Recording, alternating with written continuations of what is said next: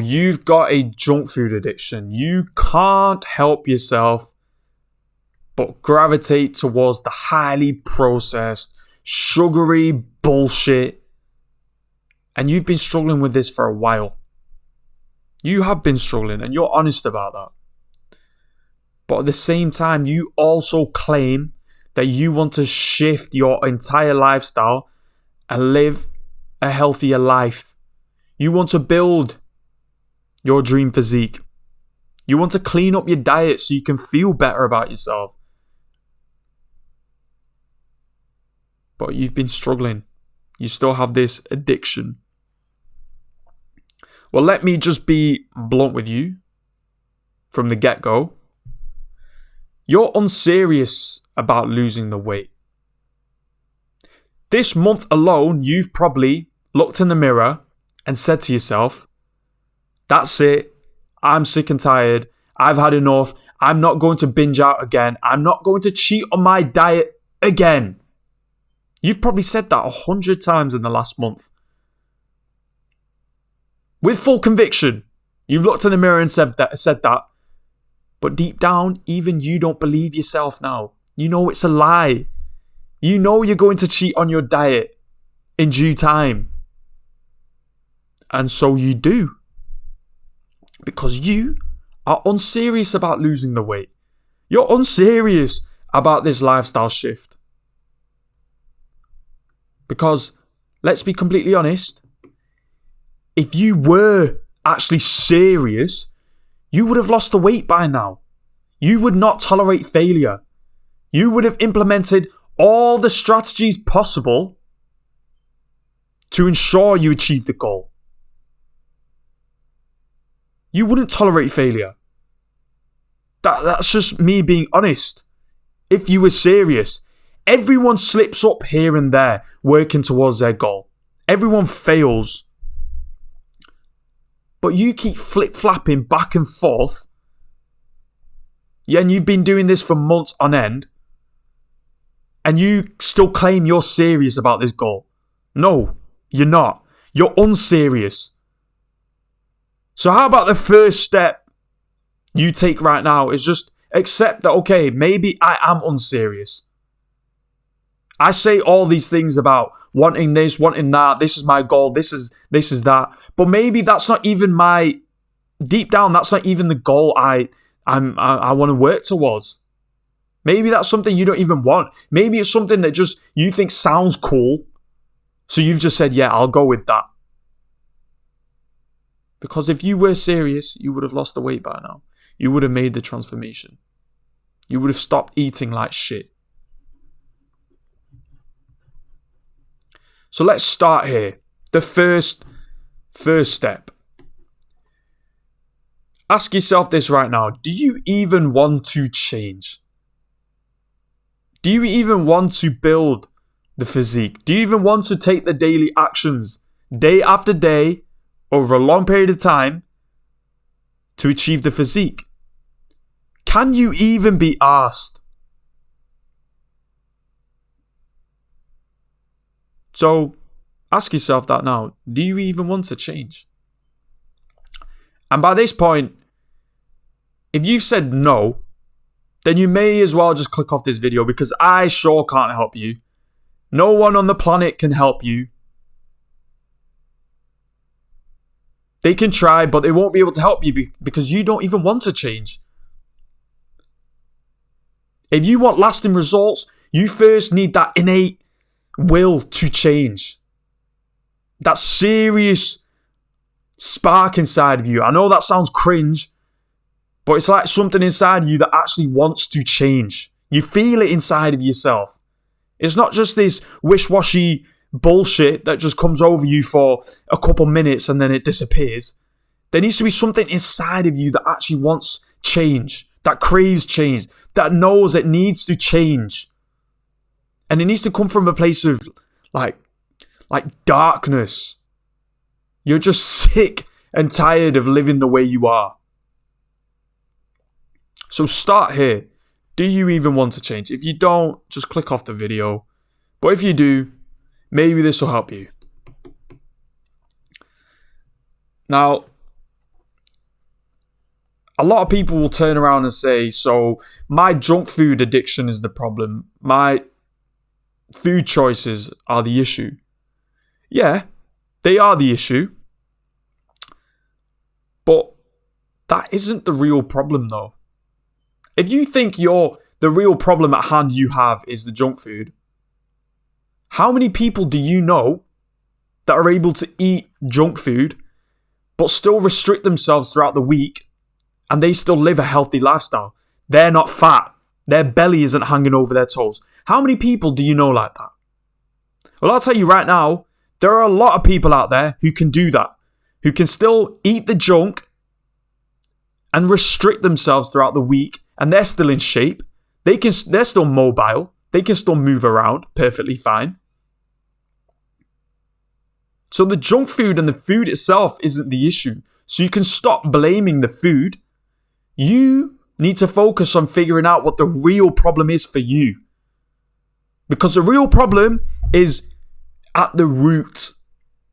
The junk food addiction is here.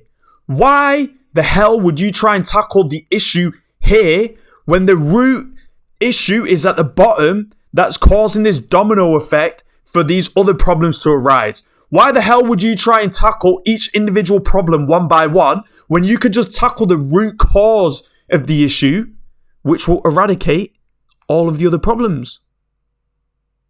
Genius.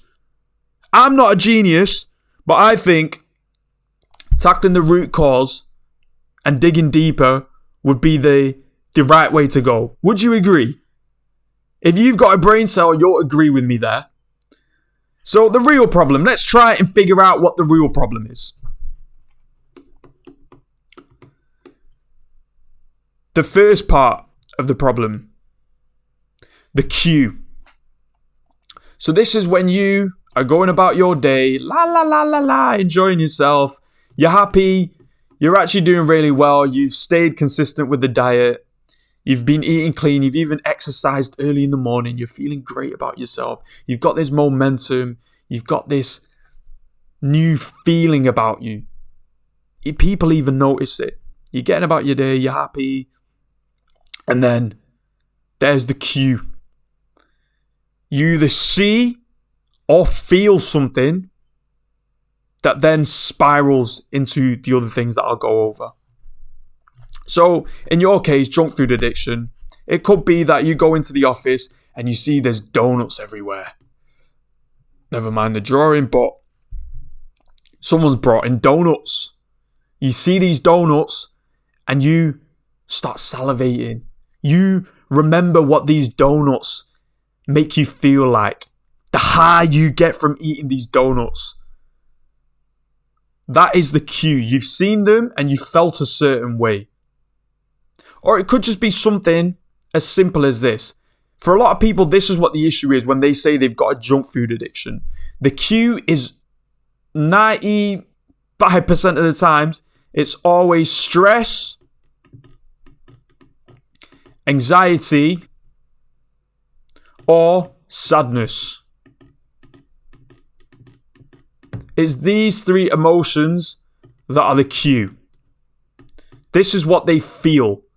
It could be something like at work, they've encountered an issue and they've had an argument with someone at work, which has then caused stress, and now they're anxious to go into work. And to cope with that, they will go ahead and have the craving. This is the second part. So what I mean by the craving is the stress at work. To cope with this stress, to eradicate this stress, the person craves the feeling of happiness. The person, you, wants to feel happy and normal again because of this stress that you faced at work. And how do you know? How have you been coping in the past? What's the best method you have? Junk food. To feel happiness and like yourself again. Something familiar that you can just go back to. So, in reality here, all you're resorting back to is comfort. And you're using junk food as the vehicle to take you towards comfort. So that is the craving. You are craving happiness and normality to escape the stress. But you need to understand something right now. The happiness that you feel from eating these types of food isn't true happiness at all. It's short-lived pleasure. Let me ask you this. How long do you feel good for after eating these types of foods? After pigging out? After clearing out a whole box of donuts? How long does it take for you to feel normal again? After 10 minutes, you're back to feeling like shit. You're back to feeling regret. You're back to feeling unhappy. You're back to feeling anxious. So how the fuck is that true happiness? You first just need to understand that right now before you continue. You're conflating true happiness with short-lived pleasure. Instant gratification versus happiness. They do not go hand in hand. They can never go hand in hand. Understand that first. The next part, the response. So after you've been through the cue, you've either felt or seen the cue, then you had the craving for normality and feeling happy, feeling a certain emotion, and here is the response. This is self-explanatory. This is you going out and eating the food, sitting there. This is you on your sofa, eating the full box of donuts. This is the actual response. So the action is the response that you take. And how long have you done this on autopilot? Like, ask yourself that. Do you see what's going on here? Like, just keep a note of these things. So then the next thing we move on to is the reward. From the response, you get dopamine. This is what you are really after. The happiness is the dopamine. And all of those spiraled off into you chasing this one chemical in your brain, dopamine. Which again is also short-lived. At the root of it, all you're looking for is this. So now, how do I combat this? I understand the cycle. I understand what goes on in my mind. I understand what's going on here. I understand the actions and the response. I'm beginning to understand it. I'm beginning to paint a good picture of what's going on here. I'm understanding you. So what the fuck do I do? Well, luckily for us, just you realizing and acknowledging and being mindful of this whole process, of this chain of events, is enough for you to break out of it. If you can just break it all apart, that is when you'll see real change.